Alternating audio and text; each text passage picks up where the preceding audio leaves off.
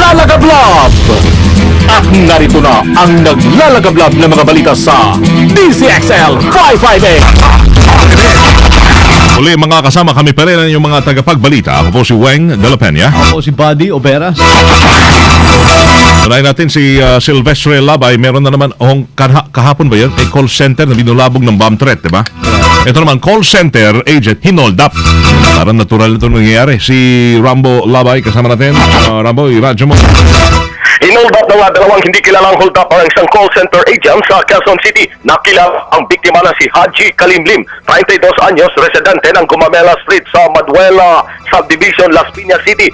Patay sa isinagawang investigasyon ni PO3 Ranilo Mendoza, kaninang alas 12:30 ng madaling araw, nag-aabang ng masasakyan ng biktima sa waiting shed malapit sa Meralco office sa EDSA, Barangay Sacred Heart, Quezon City, nang biglang lapitan ng dalawang lalaki. Pagkatapos ay tinutukan ng patalim at sa pilitang kinuha ang kanyang Samsung Galaxy S3 na nagkakalaga ng 22,000 piso, 2,700 pesos cash, ATM card at iba't ibang klaseng ID. Pagkatapos ay mabilis na tumakas sa mga hold-upper.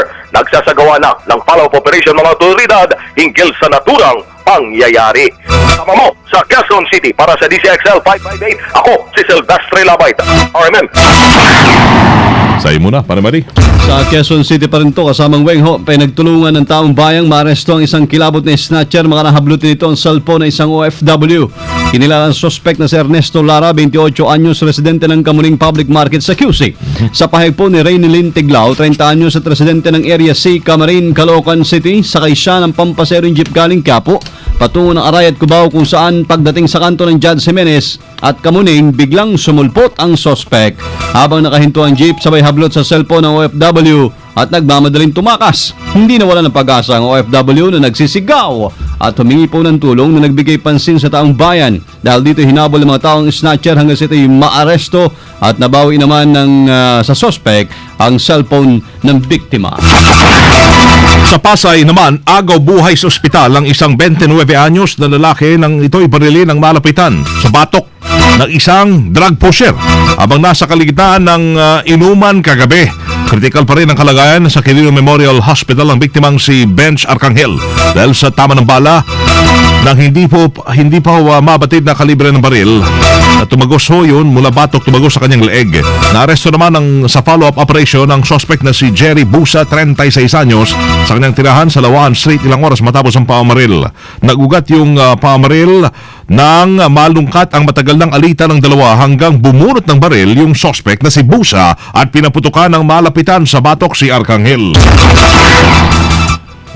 Ito palang si yung drug pusher kilala na drug pusher sa barangay. Nakulong na rin itong si Arcangel dahil din sa pagnanakaw silang dalawa may karakter. DCXL Bulat Palaro.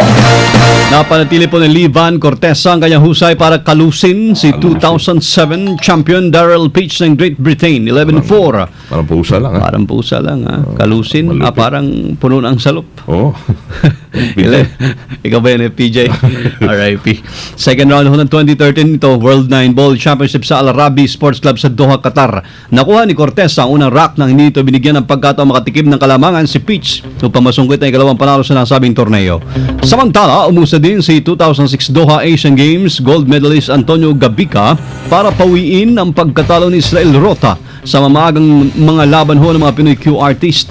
Lumibay ang mga sargo at tumbok ni Gabica mula sa 5-4 na score tungo sa 11-8 pangingibabaw laban kay Oliver Ortman ng Germany. Dahil dito umusad na si Gabica sa third round kung saan magharap sila ni Ko Pinye ng Chinese Taipei.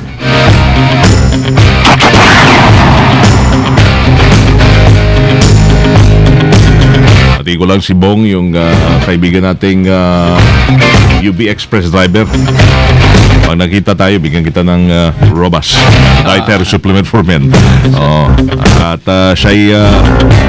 siya'y talagang proven, ha? Robas supplement for men, nagtataglay ho yan talaga ng mga natural na sangkap.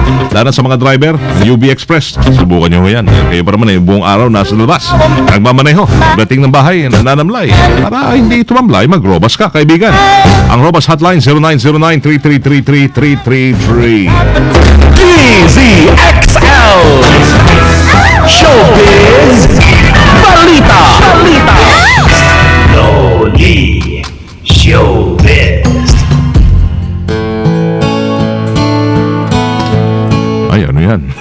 nothing to say. The acoustic ka day yun, she left, I just filled a suitcase. Maganda lang tong kanta. It's hello everybody and everywhere. Hello. It's me, Loli. Papa Ra, Papa. For some Walang balak na sumabak sa mga beauty pageant ang actress na si Lauren Young. Ayaw niyang sundan ang yapak ng kanyang ate na Miss World candidate na ngayon na si Megan Young. At sa halip ay magko-concentrate lamang umano siya sa pag-aarte. So wala siyang beauty. Meron siyang arte. Oh, diba? Pwede rin mo pagkakitaan yung arte-artihan, diba? Kaya ka mga artista, ma-arte.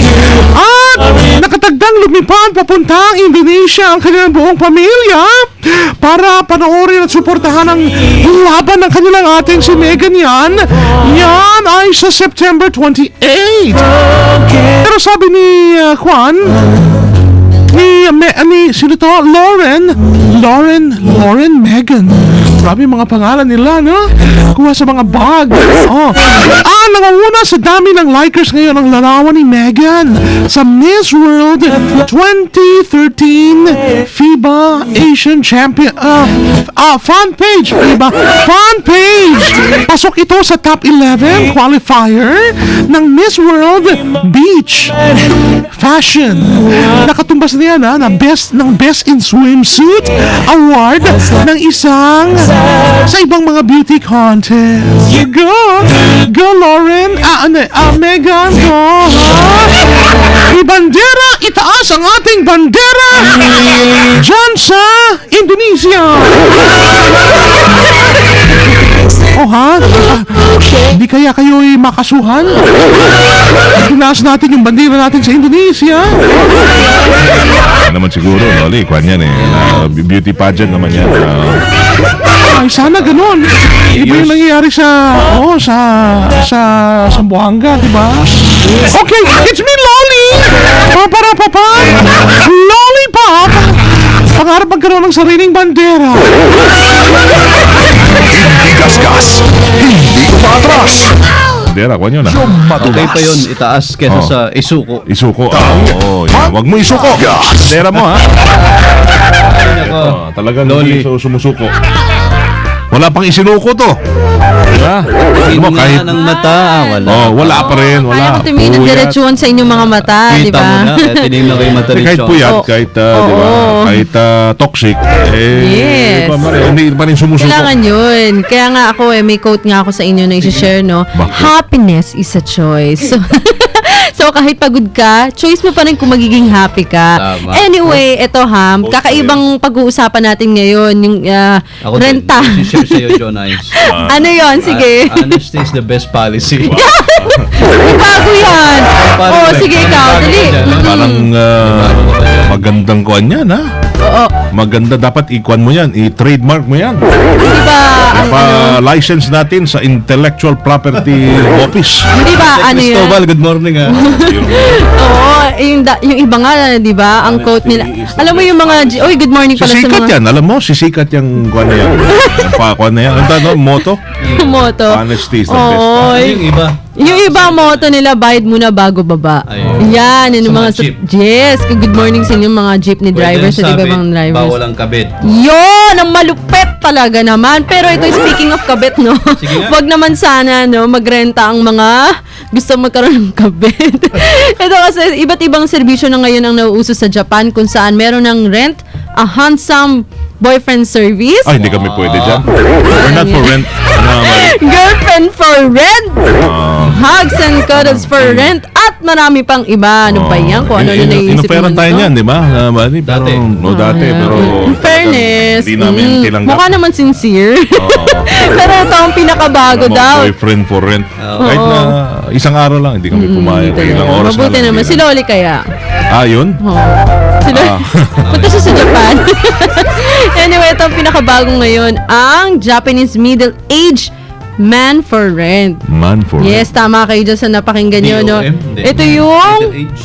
hindi naman. Ito yung, tama na sa middle age. Hindi naman siya ganun katanda. Hindi naman din siya ganun kabagets. Ganun na ba kadesperado yung mga tao dyan sa Japan? Japan? Oo, nasa middle age daw kayo. May tinuturos. Ang middle Ay, hindi age? pala. Mali. Hindi ko maintindihan.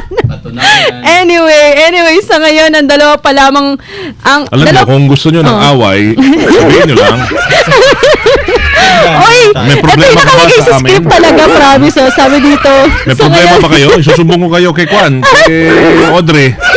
Merkado ka. Siya lang babalat para sa inyo. Oy, eto, nakalagay sa script to Sa ngayon, dalawa pa lamang daw ang available na middle age man. Pinaparenta.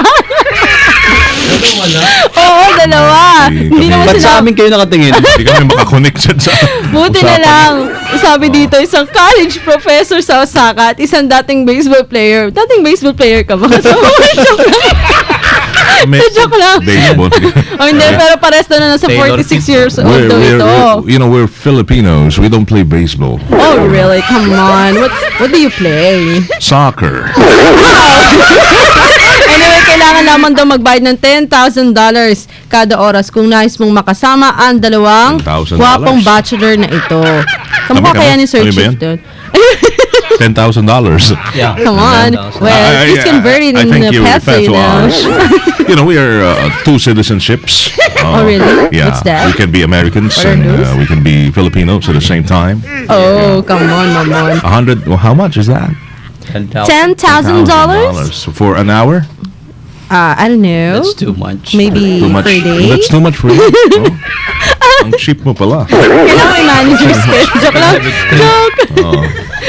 Tawa ng tawa si kasamang Audrey. Ang cheap mo pala. Too much na yun? $10,000? Oh, hindi kaya yung sexy din sa ano. Tama. Hindi kaya Para sa kasama akin, dito yung parang sexy sa that's the Senado. minimum wage. $10,000. Thank you. Oo nga. Anyway, yan po ang ating balitang panghimagas. Ako po si John Ice o Johnny Romero, Tatak RMN. Thank you, John. Nice. DZXL Ulat Trapiko. The boy! Boy! For rent or not? Hindi. Or... Ewan ko lang. Exclusive. For... Andiyan na ba? Bye!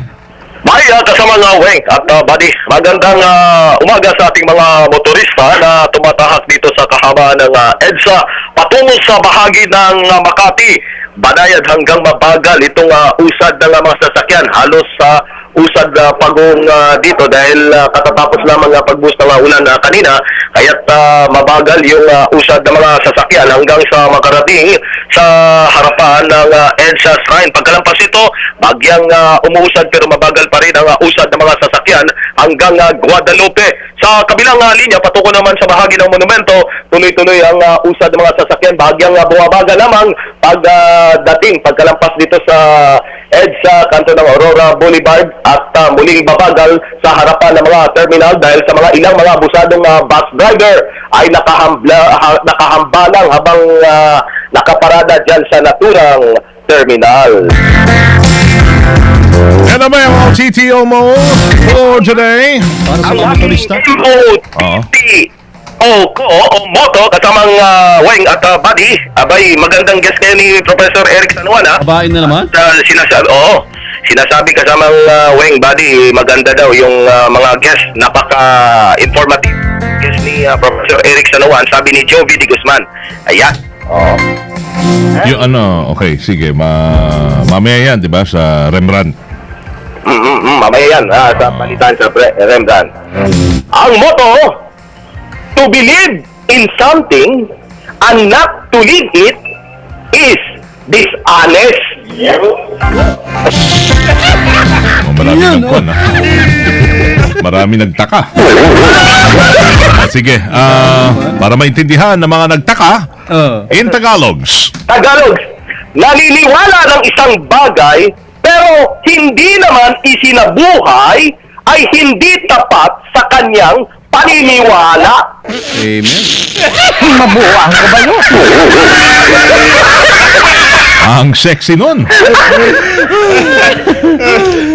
Para kanino yun? Anong letter na tayo? Sa mga senador, Ah, sa okay. mga kongresista, na naniniwala sa isang bagay pero hindi naman nila isinabuhay, mga kongresista na yan, mga senador na yan, ibig sabihin, hindi tapat sila sa kanilang paniwala. Si Tanda. Tandaan nyo yan, ha? Tandaan nyo yan. Thank you. Tanda. Bye, salamat. Sila, sumeksi sila. Oh. Salamat, Pogi. Hindi naman sexy. Okay. Kasama mo sa kahabaan ng Rod ba? Si Rod Vega pala. Ang dati nating kasama na. Rod! Kinig din. Rod! Kasama mo. Pasko na, ha? Kasama mo sa... si Val Gonzales din daw, pahabol. Kasama mo sa kahabaan ng EDSA Kamuning Silvestre.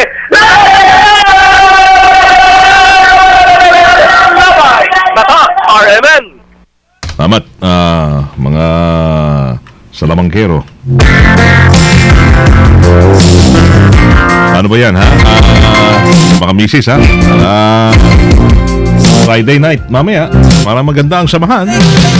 Saan man kayo magtatagpo, magrobas. Dietary supplement for men para sa mga lalaking astig at hindi umuurong sa manumang laban. Para sa mga salamangkero ng yan, namin nyo, Rambo, ha? Para hindi umatras, magrobas kayo, mga kaibigan.